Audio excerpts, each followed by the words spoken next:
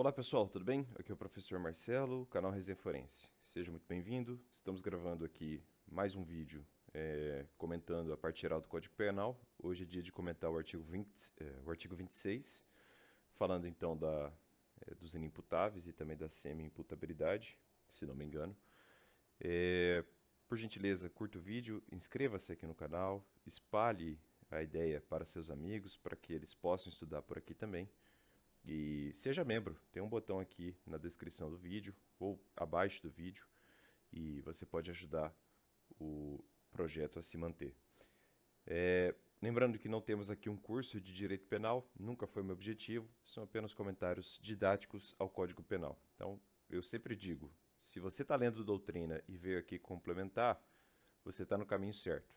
Se você estuda só por aqui e acredita só nisso aqui, você está no caminho errado. Então, dado o alerta, sigamos. Lembrando que também eu ofereço um pequeno curso de teoria do delito aqui no canal Resenha Forense. Procurem-no externamente, não é difícil encontrá-lo, tá? É só jogar no Google ou, enfim, fucem aí nas coisas do canal. Vamos lá. Título terceiro da imputabilidade penal. E eu lhes disse, né, a gente vai falar dos inimputáveis, artigo 26 caput, e do que alguns chamam de semi-imputabilidade, que é uma nomenclatura muito criticada. Enfim, eu vou quebrar isso aqui em caput e em parágrafo único, vai ficar mais fácil. Outra coisa, eu sei que não é um curso de direito penal, mas hoje eu vou pedir paciência de vocês. Esse tema é complexo e merece atenção. Além disso, há uma resolução do CNJ, é a resolução 487 de 2023 do CNJ, que instituiu uma dita política antimanicomial. E é engraçado, é um texto articulado, ou seja, com artigos que acaba sendo uma lei. Tá? Eu tenho problemas com isso. E eu acho até que o CNJ foi além, com todo o respeito à cúpula da correição do judiciário, mas há dispositivos ali que já descambam no direito penal e no direito processual penal. Eu acho isso muito grave, porque esse assunto é reservado à lei federal, segundo o artigo 22 da Constituição da República. Essa discussão está acesa, tá? E eu, para facilitar, vou fazer o seguinte. Primeiro eu vou estudar o Código Penal com vocês e a ideia central do Código. Tá? Eu acho que é a fonte primária que merece mais respeito, com todo o respeito ao CNJ, claro. E no final do vídeo eu vou fazer considerações gerais sobre a resolução 487 do CNJ. Vou até mostrar aqui na lousa os considerandos da resolução e alguns dispositivos, talvez aí que pareçam, que mereçam uma atenção maior. Quem sabe a gente lê toda a resolução logo, enfim, tá? Mas vamos por partes. Muito bem, então falamos agora do artigo 26, caput do Código Penal. Primeiro eu gostaria de lê-lo e depois eu vou fazer os comentários. E já tenham paciência aí, vocês vão ver que hoje com certeza vai ser um vídeo de minutagem longa. Então diz o caput: é isento de pena o agente que, por doença mental ou desenvolvimento mental incompleto ou retardado, era, ao tempo da ação ou da omissão, já vou destacar isso, ao tempo da conduta, da ação ou da omissão, não do resultado do delito, inteiramente incapaz de entender o caráter ilícito do fato ou de determinar-se de acordo com esse entendimento. Essa é a redação do código. Então, o primeiro ponto aqui, ó, regra temporal do CP. Princípio da coincidência, da congruência ou da simultaneidade. Eu não gosto de chamar coisas de princípio, mas vocês vão encontrar isso por aí, tá? Ou o princípio da coincidência, ou o princípio da congruência, ou mesmo o princípio da simultaneidade. O que significa isso? O destaque em amarelo já denuncia muita coisa do que eu quero falar aqui, né? O CP... Pera aí, pessoal. Fui dar uma tossida. Então, o CP só isenta de pena o agente que... Tá funcionando o áudio? Tá. Eu tenho medo de gravar e não pegar o áudio. Então, o CP só isenta de pena o agente que, por doença mental ou desenvolvimento mental incompleto ou retardado, era, ao tempo da ação ou da omissão, notem bem isso, inteiramente incapaz de entender o caráter ilícito do fato ou de determinar-se de acordo com esse entendimento. Nada de novo no front, é o que está no caput do artigo 26. Agora, eu coloquei o grifo, obviamente, para chamar a atenção. Opa, faltou um A aqui, ao agente que, aí. Eu coloquei o grifo para chamar a atenção mesmo, né? Ao tempo da ação ou da omissão. Então, é isso que mostra a adoção do princípio da congruência, tá? Ou coincidência ou simultaneidade. É uma regra, não é um princípio, mas tá bom. Esse mesmo raciocínio, então, observação. Este mesmo raciocínio aparecerá nos parágrafos 1º e 2º do artigo 28 do Código Penal, sobre o qual falaremos daqui 2 vídeos, tá? Então, essa é a primeira observação, vai. Observação 2. A rigor, aqui há um desdobramento lógico da teoria da atividade, adotada pelo artigo 4º do Código Penal, para a questão do tempo do crime. Muito claro isso, né? Nesse sentido, por exemplo, Kleber Masson. Artigo 4º do Código Penal, que foi devidamente comentado aqui nessa série de vídeos, tá? Então, esse é o primeiro ponto. Esse é o primeiro ponto.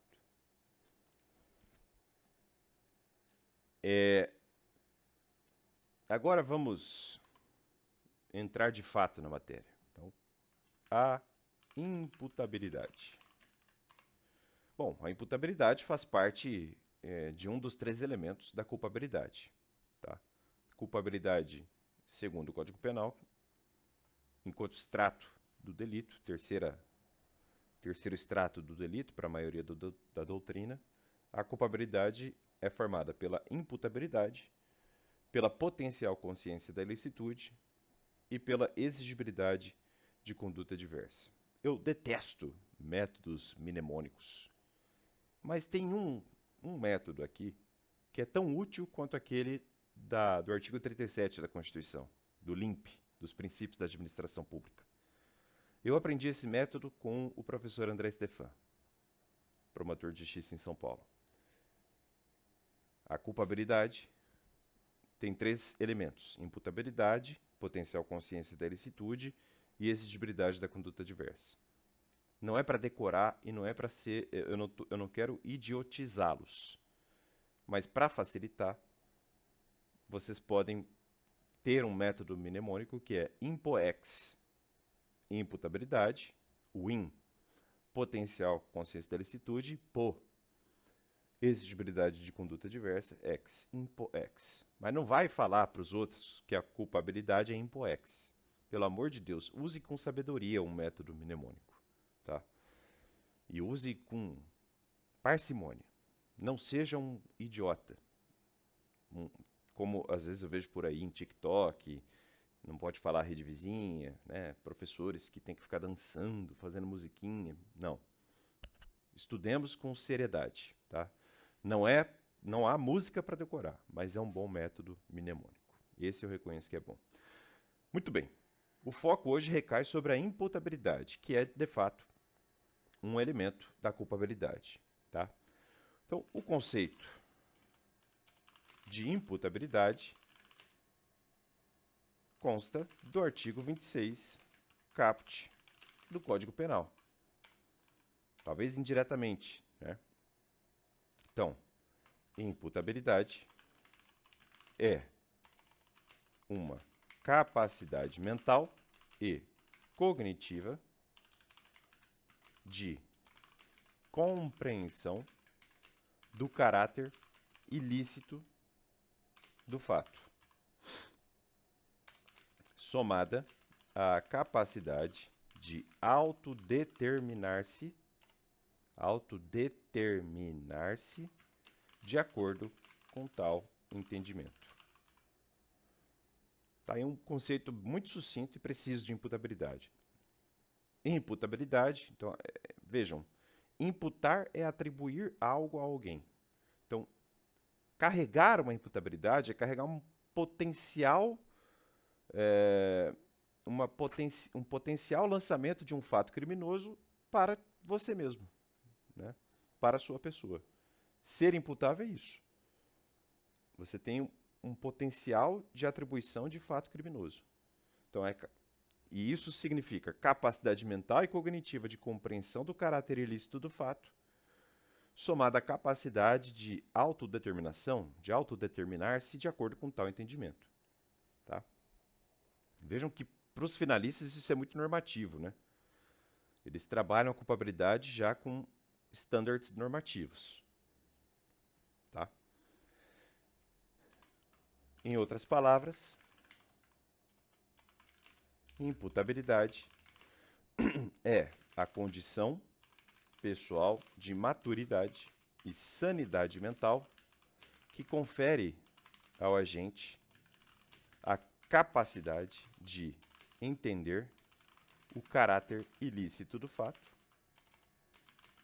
e de determinar-se segundo esse entendimento. Este é um conceito dado pelos professores Mirabete e Fabrini. Tá.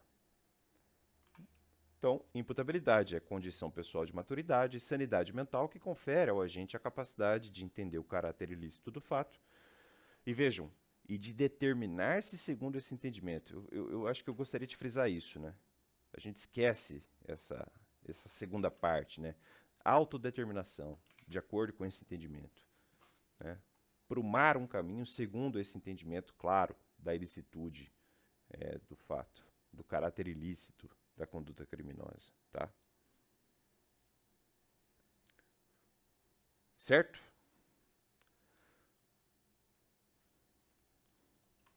Mais ainda, imputabilidade é a capacidade ou a aptidão para ser culpável.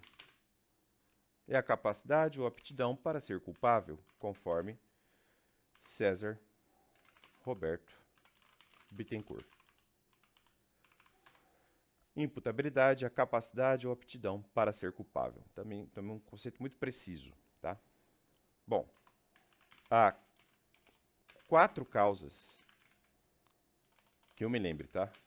Legais de exclusão da imputabilidade. Há 4 causas legais de exclusão da imputabilidade. Primeira, vocês vão olhar justamente isso hoje: doença mental ou desenvolvimento mental incompleto ou retardado.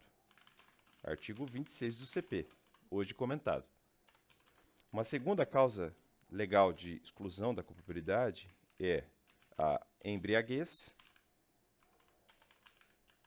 completa e involuntária, decorrente de caso fortuito ou de força maior.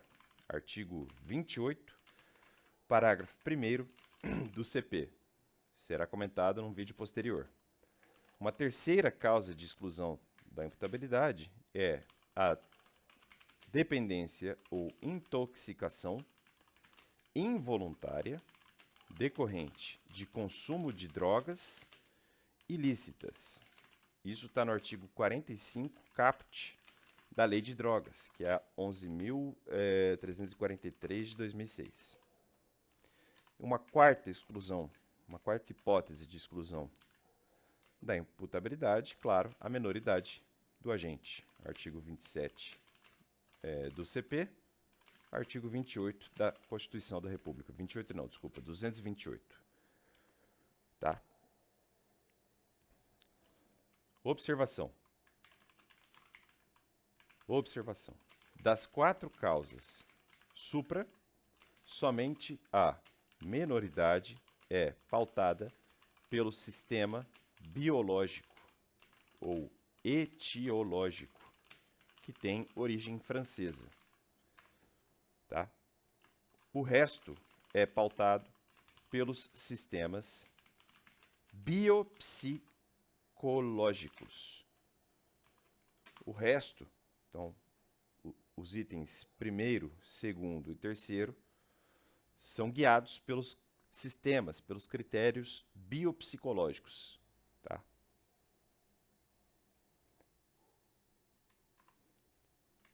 Então, essa é uma primeira observação. Observação 2. Não há, atualmente, nenhum resquício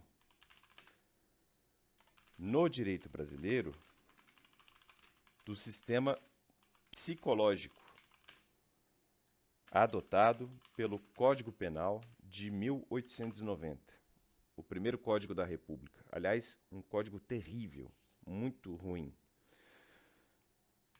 Tal diploma normativo, ou seja, o CP de 1890, impunha exclusão da responsabilidade criminal quando o agente estivesse em... Tá saindo som? Tá. Quando a gente estivesse em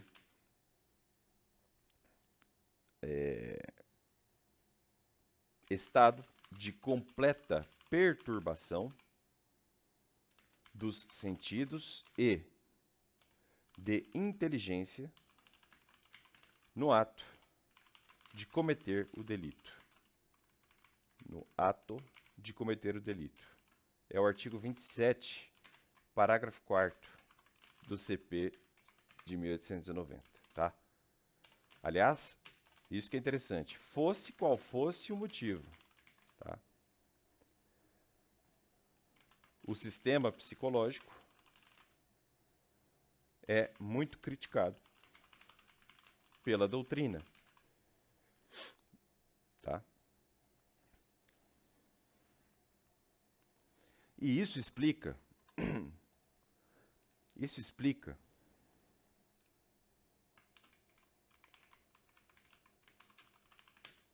a exposição de motivos do CP de 1940.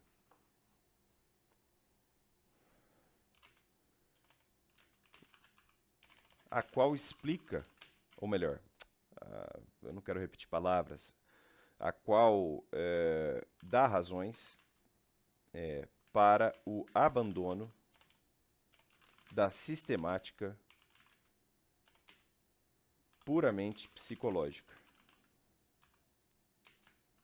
E eu vou colar aqui na lousa para vocês e ler com os senhores o item 18 da exposição, documento que é do ministro Francisco Campos. Tá? Então, item 18 da exposição de motivos do Código Penal de 1940. Deixa eu copiar aqui e colocar para vocês na lousa. Então, um primeiro ponto, ó. Item 18 da exposição de motivos de 1940. Na fixação do pressuposto da responsabilidade penal, baseada na capacidade de culpa moral, apresentam-se 3 sistemas. O biológico ou etiológico, sistema francês, que eu mostrei para vocês, é o sistema que é por nós utilizado na averiguação da imputabilidade da menoridade. o psicológico, que constava do Código Penal de 1890, e o biopsicológico, que é o que prevalece hoje. Já vou até grifar aqui, biopsicológico. O sistema biológico condicionava a responsabilidade à saúde mental, à normalidade da mente. Se o agente é portador de uma enfermidade ou grave deficiência mental, deve ser declarado irresponsável sem necessidade de ulterior indagação psicológica. O método psicológico não indaga se há uma perturbação mental mórbida. Declara a irresponsabilidade se ao tempo do crime estava abolida no agente, seja qual for a causa, a faculdade de apreciar a criminalidade do fato, momento intelectual, e de determinar-se de acordo com essa apreciação, momento delitivo. Finalmente, o método biopsicológico é a reunião dos dois primeiros. Então, grifem isso. Ó.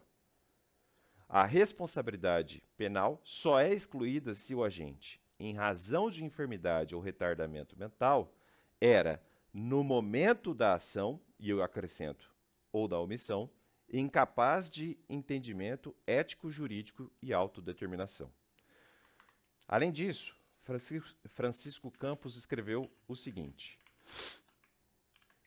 o método biológico, que é inculcado pelos psiquiatras em geral, não merece adesão. Vejam aí a crítica assumida pelo legislador de 1940 ao método biológico. Admite a prioristicamente um nexo constante de causalidade entre o estado mental patológico do agente e o crime. Coloca os juízes na absoluta dependência dos peritos médicos.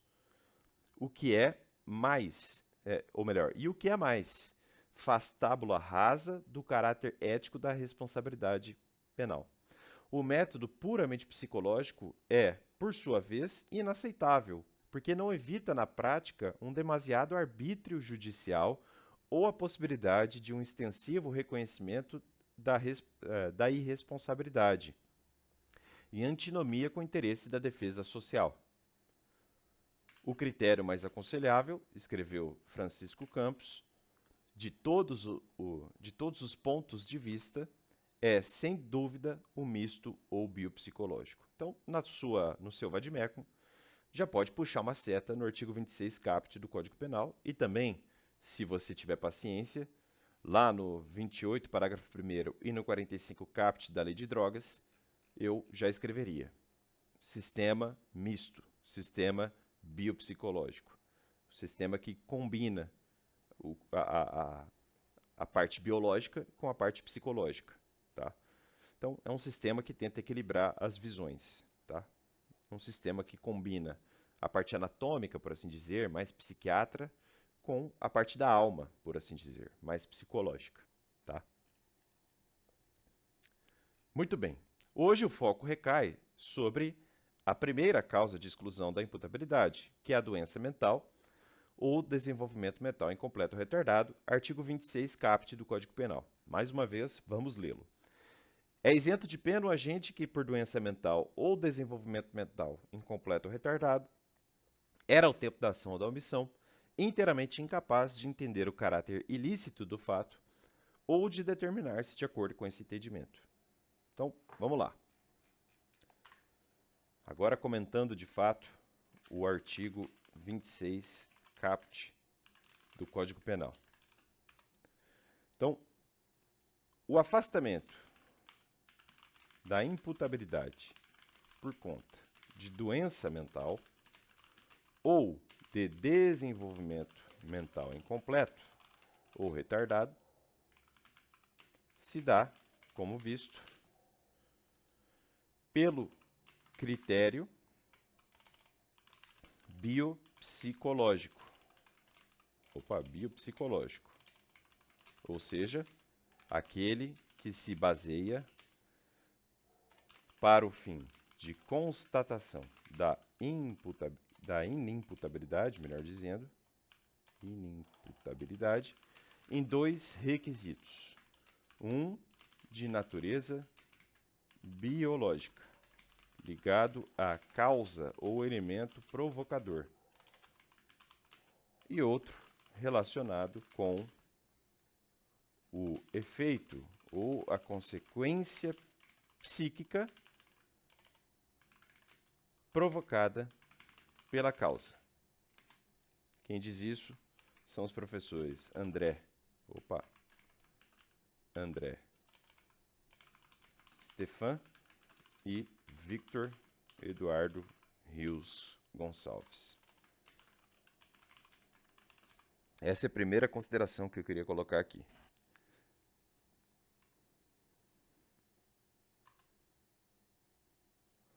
Consequência prática disso. É possível tratar alguém que porte doença mental como imputável. Isso acontecerá se, ao tempo da conduta, apresentava lucidez. Eu acho um tanto complexo isso, tá? Sinceramente, eu tenho dificuldade de entender como isso pode acontecer. Mas é o que diz Kleber Masson. Então, se o sujeito tem uma doença mental, mas no momento da conduta, da ação da omissão, tinha lucidez e conseguia entender o caráter criminoso do seu agir, então ele será imputável.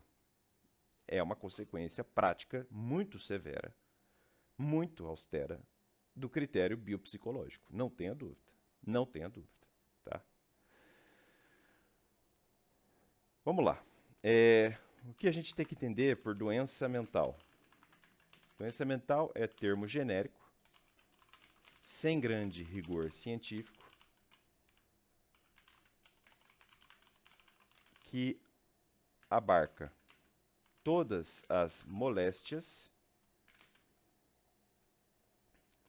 causadoras de alterações mórbidas à saúde mental. Exemplos: esquizofrenia, psicose, maníaco-depressiva, paranoia, demência senil, paralisia progressiva, sífilis cerebral, arteriosclerose cerebral, histeria, etc. Abarcaria muita coisa, né? Conforme Mirabete e Júlio Fabrini. Ou melhor, Renato Fabrini. Agora, desenvolvimento mental retardado. Esse aqui aparece no artigo 26, parágrafo único. Já vou antecipar. Vou deixar na lousa, porque a gente vai comentar o parágrafo único ainda hoje. Mas ó, aparece aqui, ó, desenvolvimento mental incompleto ou retardado. O que significa isso? Seria vou colocar assim, ó, estado mental de oligofrênicos, incapazes de entendimento e portadores de doença mental. Nesse sentido, de novo, Mirabete e Renato Fabrini. Abarca, segundo César Roberto Bittencourt, a chamada idiotia, a imbecilidade e a debilidade mental. Eu sei que não são termos hoje politicamente corretos, mas aparecem em doutrina. Então, desenvolvimento mental retardado, vide artigo 26, parágrafo único, infra. Prosseguindo. Para a constatação da inimputabilidade do acusado, há uma diligência probatória específica, um exame pericial. Tá? É óbvio que você precisa de um expert. O juiz não tem condição de verificar se há inimputabilidade ou mesmo um grau reduzido de cognição do caráter ilícito do fato sem a opinião de um perito. Muito bem. De acordo com o CPP, sempre que houver dúvida a respeito da integridade mental do acusado, o juiz ordenará, a requerimento ou de ofício, seja ele submetido a exame médico legal. Está lá no artigo 149, caput.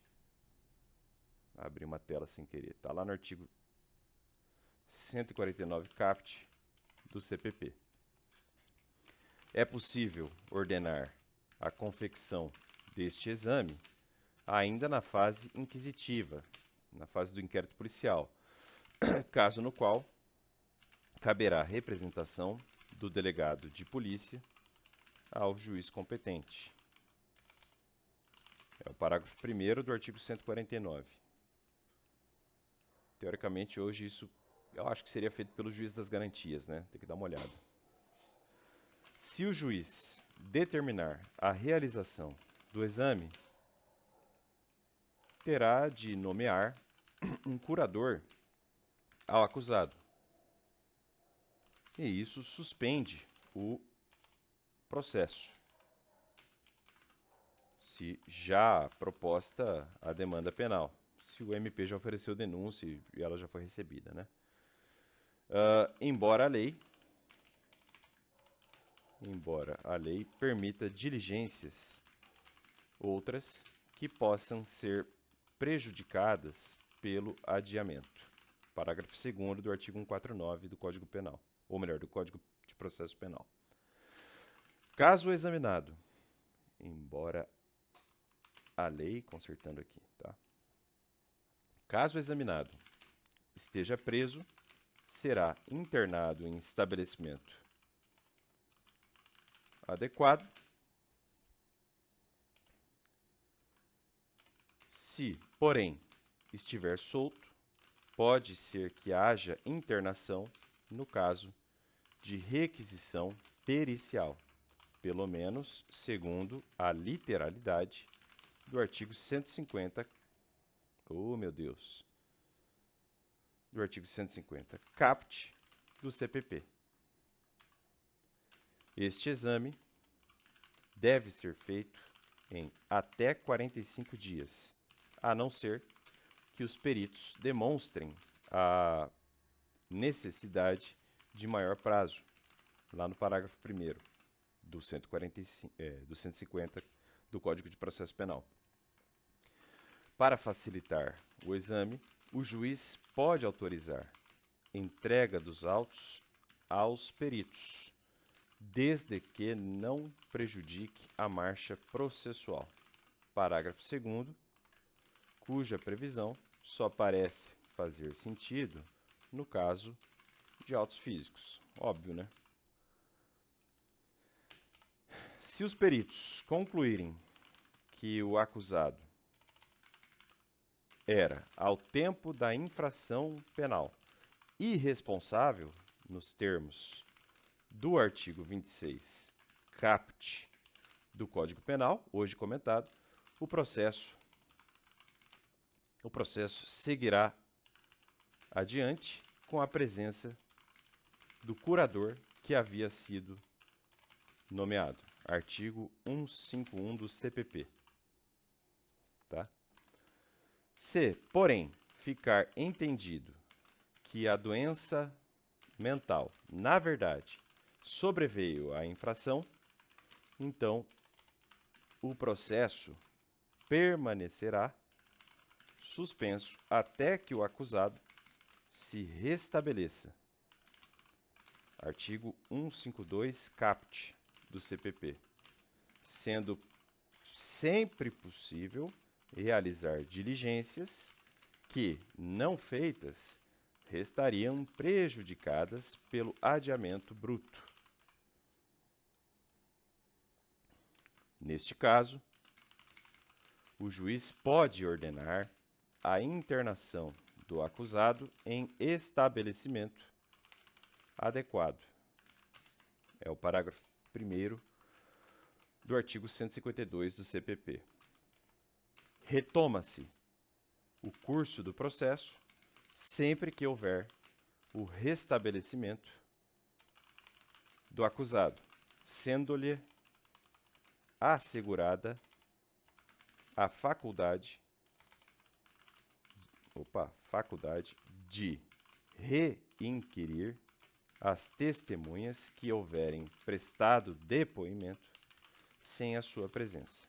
É o parágrafo 2º. Tá? Este incidente de insanidade mental deve ser processado em autos apartados. Isso não acontece no bojo dos autos da própria ação penal, tá? Só com a juntada do laudo é que ele será apensado aos autos principais. Artigo 153 do CPP.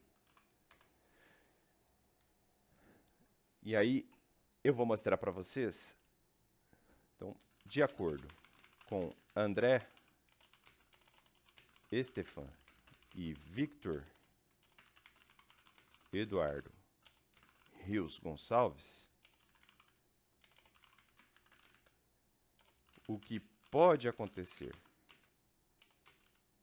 daí em diante é o seguinte. Então, eles vão fazer um enfrentamento analítico muito legal sobre as possibilidades práticas disso aqui. É muito interessante o que eles fazem aqui. Então, na verdade, eu até vou reescrever. De acordo com André Stefan e Victor Eduardo Rios Gonçalves, o perito poderá apontar uma das 5 conclusões abaixo. Então, das 5, uma. E aí vamos ver uma por uma. Só um instante que eu vou pegar uma água. Então, das 5, uma. Primeira, já vou copiar direto para ficar mais fácil. Primeira possibilidade. O perito conclui que o agente não tem nenhuma doença e não tem desenvolvimento mental incompleto ou retardado. Ou seja, não há doença nem desenvolvimento incompleto ou retardado. Adivinhe só, nesse caso, se o juiz concordar com a perícia, o autor do fato é considerado imputável. Seguimos normalmente. Segunda conclusão possível, de acordo com Stefan e Gonçalves. O perito conclui que o sujeito tem doença mental ou tem desenvolvimento mental incompleto ou retardado, mas conclui também o seguinte, que este fato não interferiu no momento da ação ou da omissão, ou seja, no momento da conduta, conforme o critério que eu lhes ensinei, da atividade. O perito diz, olha, isso não interferiu no momento da conduta, na sua capacidade de entendimento ou de autodeterminação. Bom, nesse caso, ele é imputável. O acusado é julgado como se imputável fosse. Tá? Então, se o juiz concorda com a perícia, julga o sujeito como se imputável fosse. Terceira conclusão possível do perito. O perito conclui que o réu tem a doença mental ou tem desenvolvimento mental incompleto ou retardado, desenvolvimento psíquico, melhor dizendo, incompleto ou retardado, e conclui mais, que ele teve, sim, a capacidade de entendimento ou de autodeterminação inteiramente suprimida no momento da ação ou da omissão, no momento do tempo do ato. Concordando com o resultado do exame, o juiz considerará o agente como inimputável, como manda o artigo 26 caput do Código Penal. E aí ele fica sujeito a uma medida de segurança e não a uma pena. Desde que, obviamente, comprove-se, seja ele o autor do crime e que o fato foi praticado com atipicidade e com ilicitude. Tá? Quarta possibilidade. É essa aqui, ó. O perito conclui que o denunciado é portador da doença mental ou é portador de desenvolvimento psíquico incompleto ou retardado, e conclui mais, que ele teve a sua capacidade de entendimento ou de autodeterminação diminuída por ocasião da ação ou omissão. Vejam, É só uma diminuição dessa autodeterminação. Nesse caso, se o juiz concorda com a perícia, se convence, etc., o sujeito será considerado semi-imputável. Sobre a semi-imputabilidade, a gente vai falar aqui no parágrafo único. Tá? E aí ele fica sujeito a uma pena diminuída, de 1 a 2/3, ou mesmo a uma medida de segurança, se a medida de segurança se mostrar necessária para o caso concreto. Tá? E aí a última possibilidade é essa aqui, ó, essa quinta saída. O perito concorda, ou melhor, o perito constata que o sujeito era, no momento da ação da omissão, ou seja, no momento da conduta, mentalmente são, então não havia doença nem desenvolvimento mental incompleto ou retardado, mas depois ele diz, olha, depois do fato é que surgiu alguma doença mental. Nessa situação, o juiz concordando com a perícia, nessa situação nós temos um fato jurídico estrito sensu, ensejador de suspensão do processo penal, conforme o artigo 152 do CPP. Tá? É isso. Do artigo 26 caput, eu diria que isso aqui está mais do que suficiente, pelo menos na leitura em si da lei. Já vou falar do CNJ. Isso do caput. Falta só o parágrafo único. Então, agora vamos ao parágrafo único, que traz uma redução de pena e que cuida da figura do semi-imputável. Eu coloquei aspas e não é à toa. Essa nomenclatura é super frequente. Aparece assim em manuais. Meu, é uma expressão que graça e abunda em manuais. Tá? Agora, bem pensado, tudo bem, você quer anotar didaticamente no seu vademecum? Escreva aí, semi-imputável, no parágrafo único do 26. Tá tudo certo. Agora, saiba de uma coisa. Note bem. Note bem. E eu concordo com a crítica aqui feita. Segundo, de novo, André Stefan e Victor Eduardo Rios Gonçalves, deixa eu copiar o nome deles aqui que vai ficar mais fácil. Segundo esses autores, esta expressão é dogmaticamente equivocada. Embora de uso corrente. Então não se espantem quando verem por aí, ele é semi-imputável. Mas é uma expressão equivocada. E faz todo sentido dizer que ela é equivocada. Olha só. Isso porque a imputabilidade não é, ou melhor, não tem meio termo. Ou o agente é imputável, porque compreendeu bem a ilicitude do ato e teve plenas condições de se controlar, ou não. Não tem, diria Aristóteles, tertium non datur. Tá? Não tem um terceiro gênero aqui.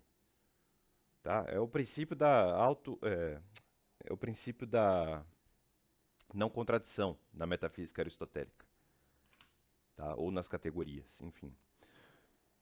Tertium non datur. Ou há imputabilidade ou não há. É tão simples assim. É tão simples quanto parece. Então, aquele que tem diminuída capacidade de compreensão é imputável.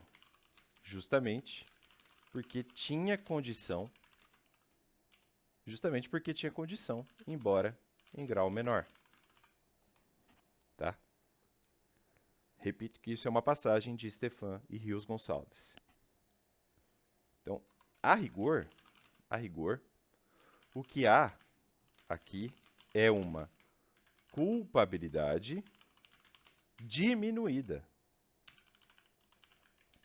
Porque o agente é imputável e responsável, recebendo sanção reduzida. Tudo bem, a pena é diminuída, mas é uma pena, é uma reprimenda penal, é uma imputação, é uma responsabilização criminal. Conforme bem dizem Mirabete e Renato Fabrini. tá? Trata-se de uma faixa intermediária que abarca os fronteiriços. Expressão famosa, tá? Ou seja, pessoas em situações atenuadas que não perdem totalmente a saúde mental. São os fronteiriços, conforme César Roberto Bittencourt. E a solução do parágrafo único, vocês vão ver aqui, ó. A solução, opa, pera lá.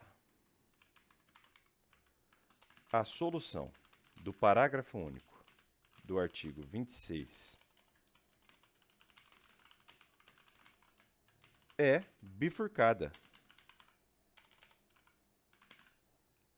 A solução do parágrafo único do artigo 26 do Código Penal é bifurcada. Se não vejamos, ou a pena é reduzida de 1 a 2/3,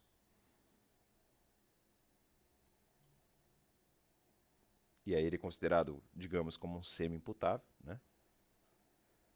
Ou o agente sofre medida de segurança. Então, se o agente é inimputável,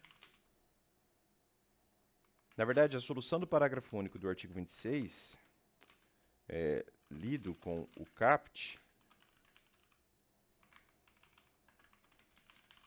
então, a solução do sistema, do sistema, posto no parágrafo único do artigo 26 do CP, lido com o CAPT, é bifurcada. Se o agente é inimputável por doença mental, sofrerá medida de segurança, MS. Se o agente é semi-imputável, e notem as aspas, por favor, se o agente é semi-imputável, pode sofrer pena ou medida de segurança. Não é e ou, é só ou, tá? O Código Penal não aceita o velho duplo binário, se não me engano, era a nomenclatura das antigas. Caso sofra pena, haverá minorante. Terceira fase de aplicação da pena. Menos 1/3, opa. Menos 1/3 a 2/3, tá? Terceira fase de aplicação da pena. Certo? Aliás, vamos ler agora o parágrafo único, né? A pena pode ser reduzida de 1 a 2/3 se o agente, em virtude de perturbação mental ou perturbação de saúde mental ou por desenvolvimento mental incompleto ou retardado, não era inteiramente capaz de entender o caráter ilícito do fato ou de determinar-se de acordo com esse entendimento, tá? Então, tá aí, e eu já expliquei o que significaria desenvolvimento mental retardado, citando Mirabete Fabrini e também Bittencourt. Considerado o Código Penal, era isso. Era só isso. Agora. Opa. Então, considerado o Código Penal, era só isso. Agora, atenção. Atualmente, embora eu tenha lá os meus protestos contra isso, mas eu tenho que ser honesto enquanto professor, por assim dizer, atualmente o assunto deve ser estudado em conjunto com a resolução número 487, de 15 de fevereiro de 2023, do CNJ, do Conselho Nacional de Justiça. Eu sou contra essa pirotecnia normativa que anda sendo feita por certos órgãos. Não gosto disso. Mas isso aqui vai ganhar força, tá? Então, essa resolução do CNJ, como eu já lhes disse, instituiu uma política antimanicomial do Poder Judiciário. Até aí, tudo certo. O problema é quando se enfronha questões de processo penal e de direito penal dentro de uma resolução do CNJ. Não custa lembrar, e aí hoje em dia a gente tem que falar o óbvio. Eu vou mostrar na lousa para vocês, direto no site do Planalto. Tá aqui, ó.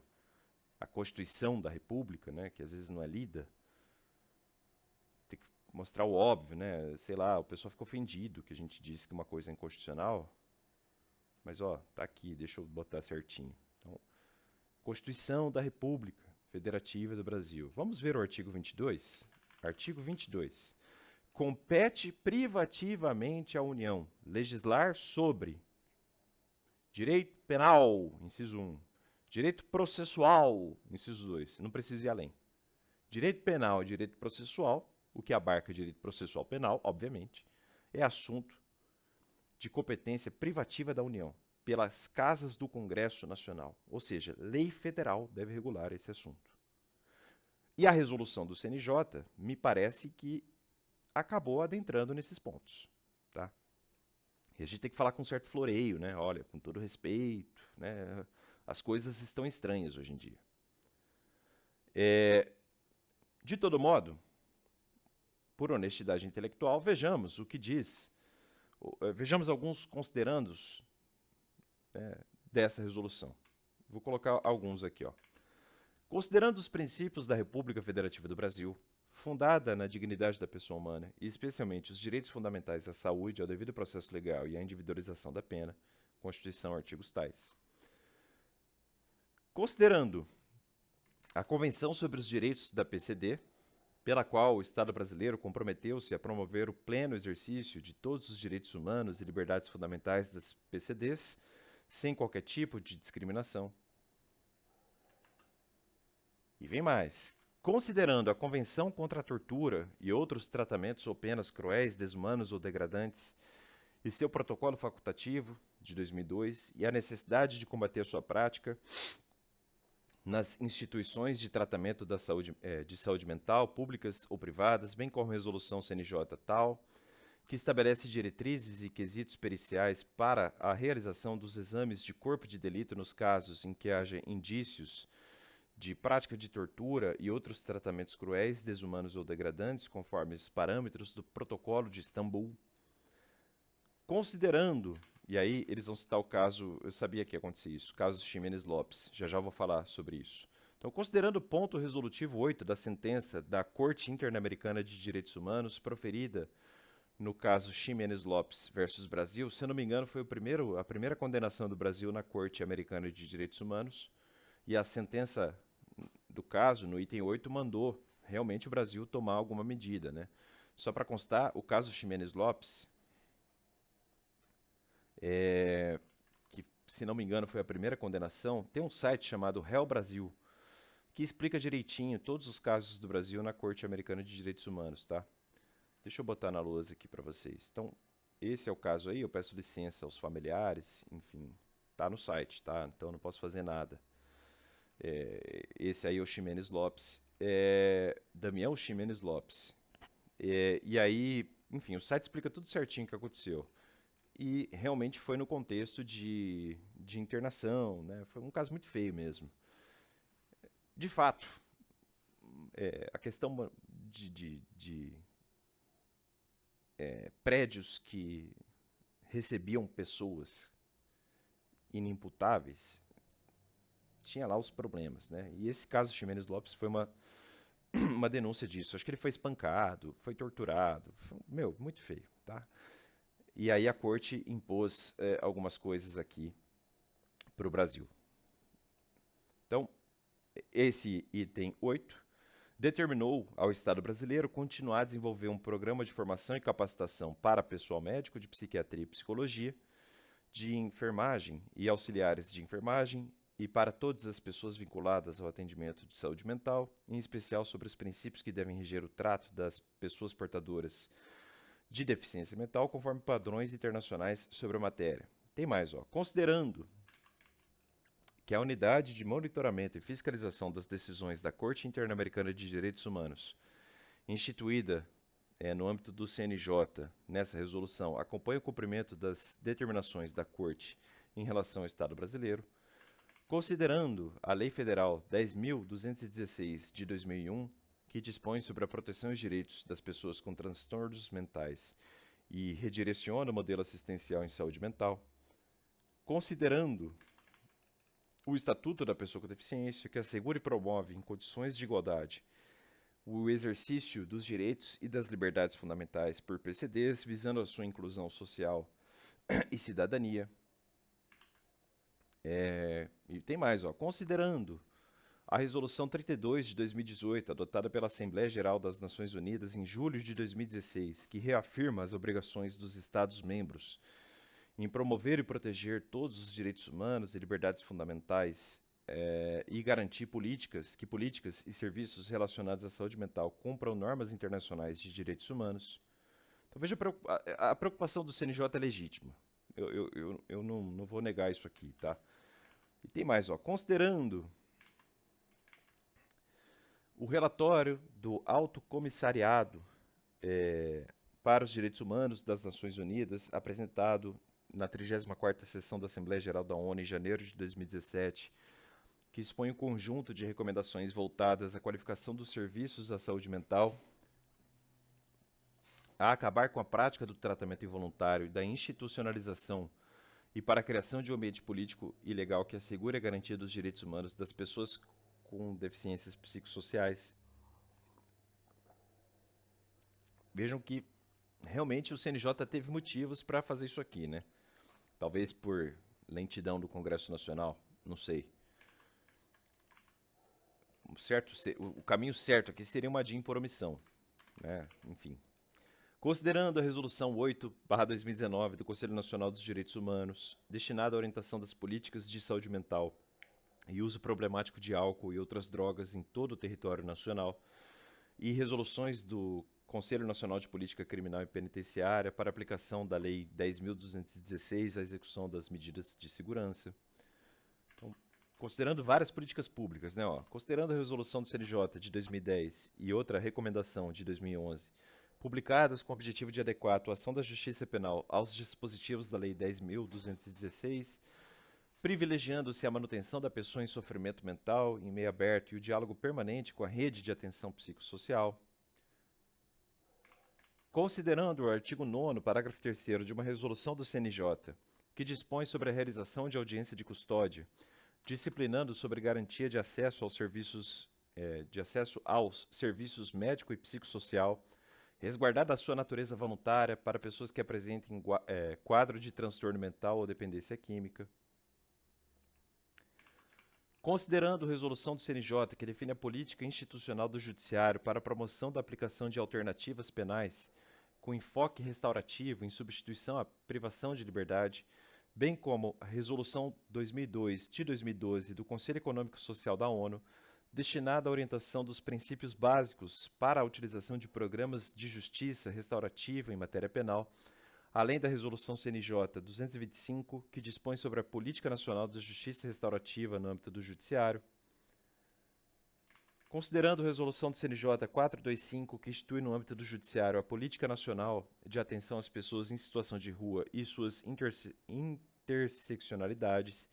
E, aí vai. Tem um monte de coisa aqui, tá? Eles invocam o ECA, regras de Pequim, coisas do SINASE, e assim vai. É enorme, o documento é enorme. E aí eu vou colocar o PDF aqui para vocês e fazer uma leitura en passant. Então, aqui está a resolução do CNJ na sua versão consolidada.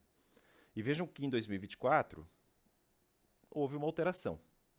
Tá? Então, alterações são benquistas em concursos públicos, né? Então, essa é a resolução aí atual.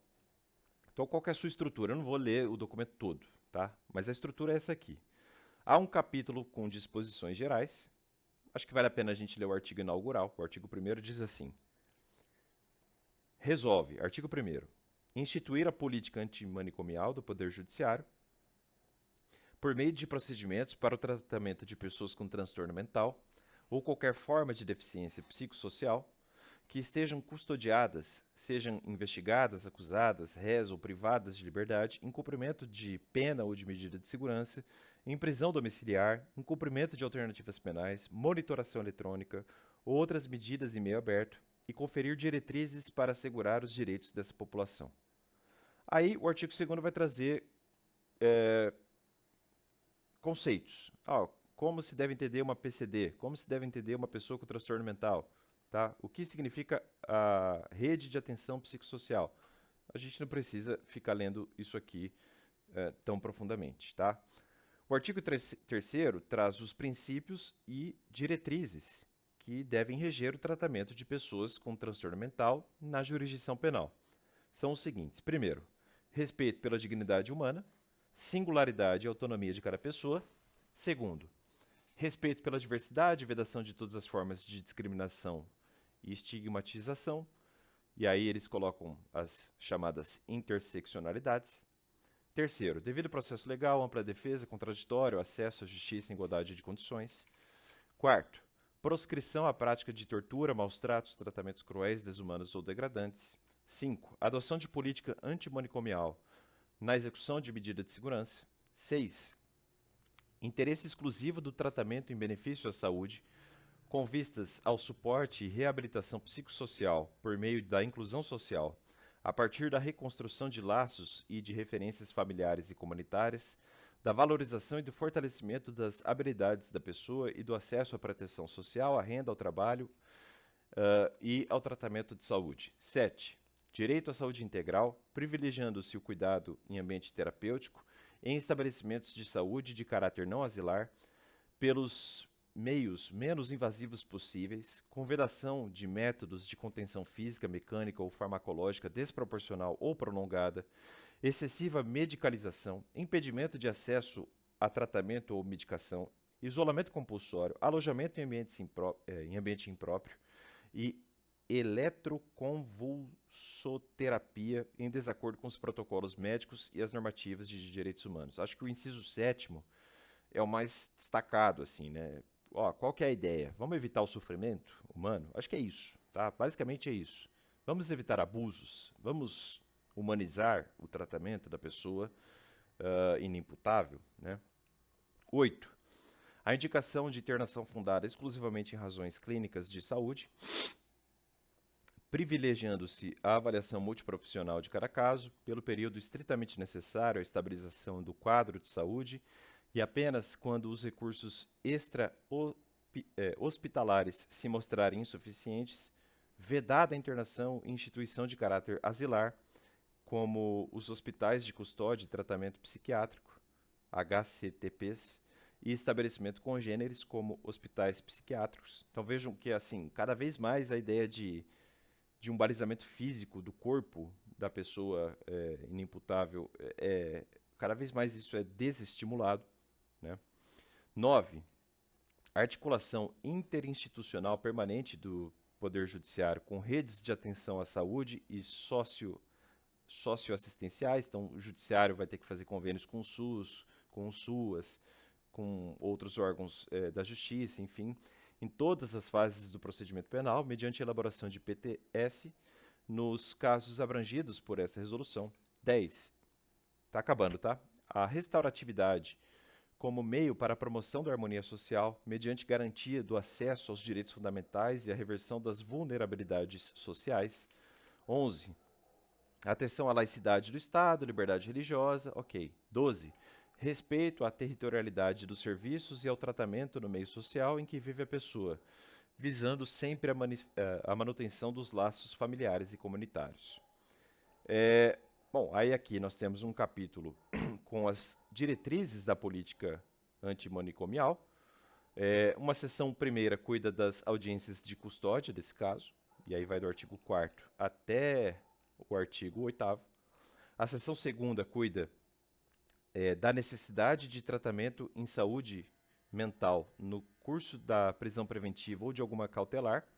Então, isso vai do artigo 9º até o artigo 10º.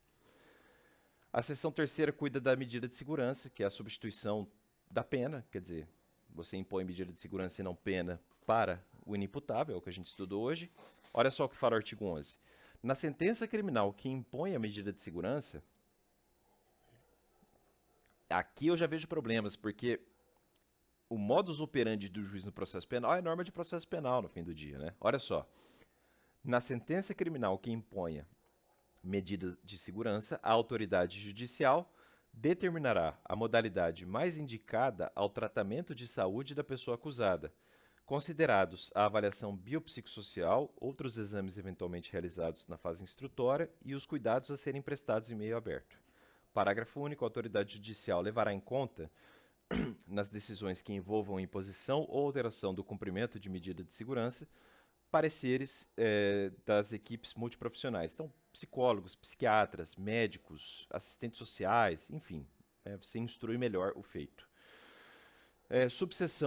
Há uma subseção do tratamento ambulatorial, que vai do artigo 12, que abarca o artigo 12. Uma subseção cuida da medida de internação, no artigo 13, que diz assim, no caput: a imposição de medida de segurança de internação ou de internação provisória ocorrerá em hipóteses absolutamente excepcionais. Vejam como as políticas públicas sinalizam sinalizam que a internação é uma última ratio. Não é que se negue a ideia de internação, porque, eu não entendo muito desses assuntos. Eu estou sendo honesto aqui com vocês, mas vamos combinar que deve ser difícil pra caceta lidar com isso, tá? Deve ser muito difícil. E vejam, até o CNJ falando, olha, em caráter excepcionalíssimo, talvez caiba a internação, né? Mas enfim, absolutamente excepcionais. É a última ratio. Quando não cabíveis ou suficientes outras medidas cautelares diversas da prisão. Então, tentou deixar o cara em casa, tentou receber em, como é que fala? CAPES, tentou de tudo quanto é jeito, tá? Tem que tentar. A ideia é essa. Tente mais coisas alternativas. Tentem recursos terapêuticos menos agressivos. Essa é a ideia, tá? A seção 4ª cuida da necessidade de tratamento de saúde mental no curso da execução da pena. Então, o juiz da execução penal tem que se preocupar com isso aqui. Vamos ver o 15 caput. Nos casos em que a pessoa submetida ao cumprimento de pena necessitar de tratamento em saúde mental, o juiz avaliará a necessidade e adequação da prisão em vigor ante a demanda de atenção à saúde para início ou continuidade de tratamento em serviços da RAPS, ouvidos a equipe multidisciplinar, o MP e a defesa. Ok. A seção 5ª é a que mais sofreu alterações. Vejam aí que o 16 caput tem a redação hoje da resolução 572 de 2024. A seção 5ª, 5, cuida de uma chamada desinstitucionalização. Então, tirar o ar da institucionalidade, tirar esse caráter de hospício, digamos assim, né?